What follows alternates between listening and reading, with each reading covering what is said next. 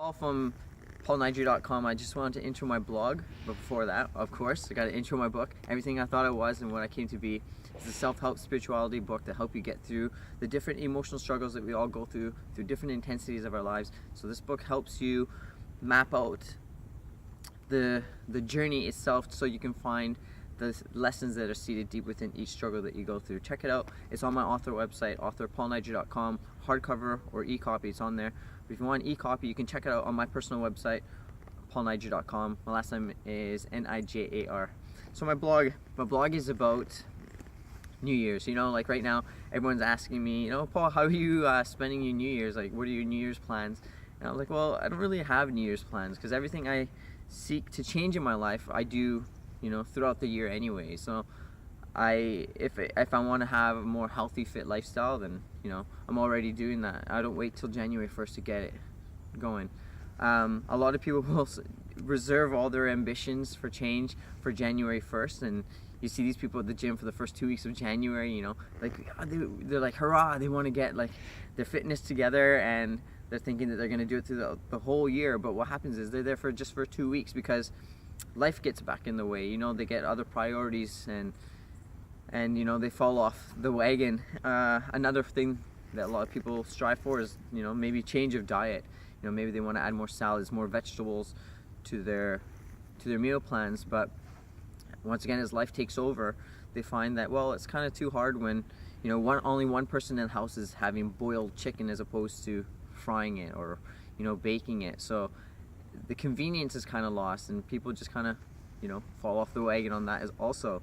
So what I usually do is, like I said, I'll start it, you know, maybe in November, October, whatever I seek to change, I don't delay it. I'll just start right away. And they say it takes about 21 days to start a habit. So when January 1st rolls around, I'm already like 50 days in. So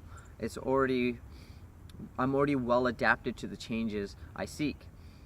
Another question people will ask me, they're like, well, Paul, how are you bringing in the new year? Well, I'm not much to party. I do celebrate, but when it comes to New Year's Eve, I find that to be the most important day of the year.